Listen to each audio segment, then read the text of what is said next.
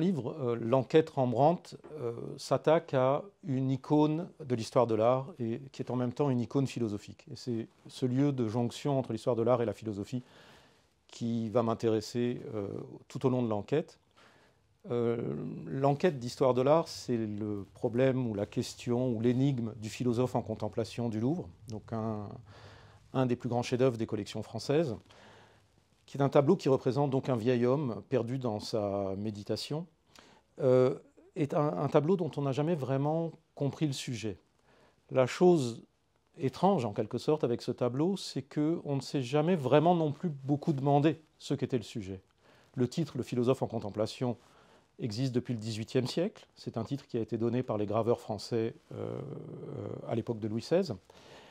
Et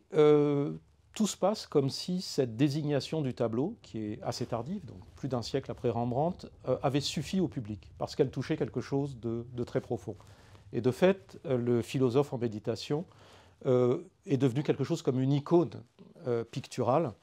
de la geste philosophique moderne, de la philosophie cartésienne et post-cartésienne. Donc mon but, en quelque sorte, était, dans un premier temps, dans une première approche, de comprendre ce qu'il pouvait y avoir derrière cette icône, c'est-à-dire de mener l'enquête sur ce qui pouvait être le sujet le plus profond, choisi par Rembrandt lorsqu'en 1632, il peint ce tableau absolument fascinant. Alors la chose n'allait pas de soi, il fallait rassembler des sources, il fallait les comparer, il fallait explorer des fonds de musées, de bibliothèques. Tout a véritablement commencé lorsque, au fond de la boutique d'un antiquaire en Allemagne, j'ai trouvé un tableau représentant Saint Jérôme qui m'a tout de suite paru avoir des connexions profondes, subtiles, avec le tableau du Louvre. Et donc c'est en explorant ce tableau allemand, que j'appelle dans l'ouvrage l'anonyme allemand, que je me suis approché petit à petit, en menant l'enquête du sujet du tableau mystérieux du Louvre. Alors, de quoi s'agissait-il ? Eh bien, on voyait Saint Jérôme en train de lire un grand livre ouvert sur ses genoux, au fond d'une clairière, donc dans un décor naturel, avec une petite table à son côté, et sur la table se dressait un globe, ce qui est un attribut tout à fait original, excessivement rare, dans la tradition de représentation de Saint Jérôme. Donc c'est à partir de ce tableau que j'ai mené l'enquête, j'ai récolté des parallèles, essayé de mieux comprendre d'où ils pouvaient provenir. L'enquête a été menée aussi avec les outils des sciences actuelles, donc la dendrochronologie qui étudie l'âge du bois, l'étude des pigments, etc. Bref, il est apparu que ce tableau remontait, cet anonyme allemand remontait au XVIIIe siècle, et j'ai récolté toute une série d'indices pointant vers la possibilité, même la forte possibilité, qu'il s'agissait d'une copie d'un Saint Jérôme perdu, peint par Rembrandt dans ses années de jeunesse, lorsqu'il était encore dans sa ville natale de Leyde, avant d'émigrer à Amsterdam.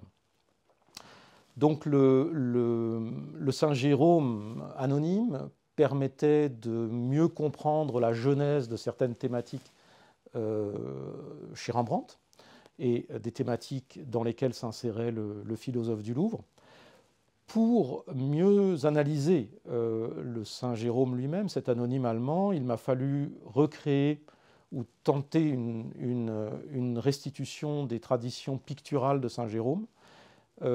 qui m'ont mené en Italie, où elle germe, en Italie du Nord, en Vénétie, où à partir de 1400 se mettent en place deux manières distinctes de représenter Saint Jérôme. D'une part, pénitent au désert, donc Saint Jérôme se frappe, il a une pierre dans la main, il est dans un désert aride, bref, la pénitence et tous ces signes. Et d'autre part, Saint Jérôme dans son cabinet, donc étudiant des livres qu'il a autour de lui, à sa table de travail. Et les deux traditions fusionnent au XVe siècle, dans ce que j'ai appelé la tradition mixte, qui représente Saint Jérôme, certes, dans un décor naturel, mais dans un décor naturel où il ne fait plus acte de pénitence, mais où il lit et travaille, étudie, médite, exactement comme il le faisait dans son cabinet. Et donc c'est cette tradition mixte qui se met en place au milieu du XVe siècle en Vénétie, qui va devenir massive dans la peinture vénitienne de la deuxième moitié du XVe siècle, donc dans l'école de Giovanni Bellini en particulier, et où finalement Albrecht Dürer, dans son voyage à Venise de 1505-1506, va la découvrir. Et l'histoire donc qui va être la mienne, ça va être la manière dont précisément Rembrandt va acclimater dans un contexte nouveau, celui de la peinture de nature morte vanité, ce thème mixte vénitien transféré en Europe du Nord par Dürer. Donc, une fois cet anonyme allemand replacé dans ce contexte de la tradition mixte, une tradition mixte qui n'est pas exactement celle des Vénitiens et de Dürer, mais qui est encore une fois réélaborée à la lumière de la peinture de la nature morte vanité du début du XVIIe siècle en Hollande, eh bien, il a été possible de comprendre de manière plus intime, en quelque sorte, la compréhension rembrandtienne du personnage de Saint Jérôme, et en particulier la façon dont Rembrandt fait évoluer ce personnage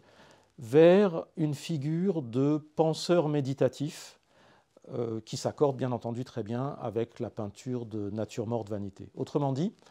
le livre retrace l'évolution dans la représentation de Saint Jérôme de cette tradition mixte, l'évolution entre un Saint Jérôme humaniste, érudit, avec toute une série d'instruments, de livres, bref, avec tout le décor de l'érudit de la Renaissance. Donc cette transformation d'un Saint Jérôme érudit en un Saint Jérôme philosophe, purement méditatif, qui est seul avec lui-même d'une certaine manière, qui est plongé dans ses pensées et qui réfléchit au sens de l'existence humaine. Donc c'est en reconstituant cette thématique hieronymienne chez Rembrandt que je me suis approché des vibrations les plus profondes, en quelque sorte, du philosophe en méditation du Louvre, et qu'il a été possible de rapprocher ce philosophe en méditation des représentations de Saint Jérôme chez Rembrandt. Alors, est-ce que le philosophe du Louvre est lui-même un Saint Jérôme? Pas tout à fait, c'est un petit peu plus compliqué. C'est-à-dire qu'il emprunte au Saint Jérôme de la tradition dans laquelle s'inscrit Rembrandt et que transforme Rembrandt, il emprunte beaucoup de traits, mais je ne crois pas que ce soit un Saint Jérôme, pour des raisons iconographiques assez simples. Normalement, Rembrandt représente Saint Jérôme avec son lion, or il n'y a pas de lion. Normalement, il y a un crucifix, or dans ce tableau, il n'y a pas de crucifix. Et enfin, Rembrandt représente dans ce tableau un vieillard accompagné de deux femmes, ce qui peut avoir une connotation hieronymienne, puisque Jérôme a entretenu des rapports très fréquents avec deux personnages qui sont devenus des saintes, donc Sainte Paul et Sainte Eustochium. Donc il y a effectivement une manière de représenter Jérôme avec deux femmes. Mais je ne crois pas, malgré tout, que les deux femmes du tableau du Louvre soient Paul et Eustochium.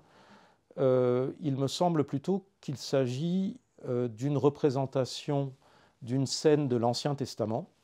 d'un livre qu'on appelle deutérocanonique, donc qui est le livre de Tobit, où de fait un vieillard du nom de Raguel vit avec sa fille Edna et sa fille Sarah et sa femme Edna en Assyrie. Il est question dans ce livre de Tobit donc d'une grande peine qui frappe la maisonnée, qui conduit la fille Sarah à vouloir se suicider, ce qui l'a conduit à gagner un étage supérieur de la maison, donc à gagner la chambre haute, dit le texte biblique, et jusqu'au moment où la lumière divine la frappe et l'a fait renoncer à son acte. Et je crois que ce que représente ce tableau, c'est précisément ce moment où la lumière entre par la fenêtre et où Sarah est frappée par la lumière divine alors qu'elle est déjà en haut dans l'escalier. Donc je pense que le détour par cette scène de l'Ancien Testament permet à Rembrandt de pousser le plus loin qu'il est possible la représentation de Jérôme vers un philosophe. C'est-à-dire c'est le détour par l'Ancien Testament qui lui permet de lâcher en quelque sorte la représentation du lion, du crucifix, etc. Bref, de représenter le personnage tel qu'en lui-même, isolé dans sa méditation, et sans qu'il n'y ait plus aucun signe ou un signe chrétien qui vienne le rattacher donc à cette tradition déterminée. Donc c'est en quelque sorte à l'intérieur de la tradition de représentation de Jérôme que s'insère ce tableau, même si le tableau, pour opérer un dernier décalage par rapport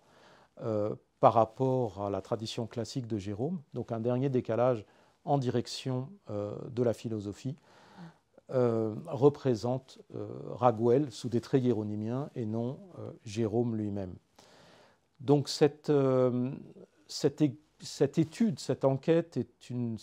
façon de réfléchir en même temps d'un point de vue méthodologique à ce que peut être une tradition picturale, c'est-à-dire à réfléchir à la façon dont les traditions picturales naissent, s'entrecroisent, entrent dans un rapport de pollinisation réciproque et puis finalement périssent. Ici, donc, ce sont plusieurs manières de représenter Jérôme qui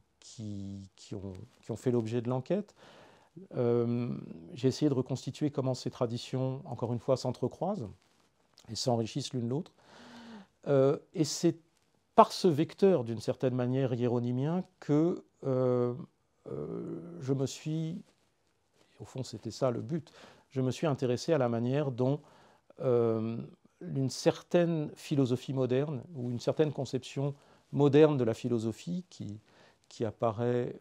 donc entre la Renaissance et le XVIIe siècle, se conçoit elle-même, c'est-à-dire ou se représente elle-même. C'est-à-dire que le philosophe en contemplation de Rembrandt, c'est un petit peu la façon dont la philosophie moderne européenne s'est représentée elle-même. Donc dans un rapport à la tradition de Jérôme, qui n'est ni celui d'une négation brutale, ni celui d'un respect un petit peu borné, mais une manière en quelque sorte construite de représenter un décalage par rapport à l'humanisme. Donc c'est ça qui parcourt l'ouvrage, c'est ce thème-là qui parcourt l'ouvrage, et qui donc articule de cette manière tradition picturale et tradition philosophique.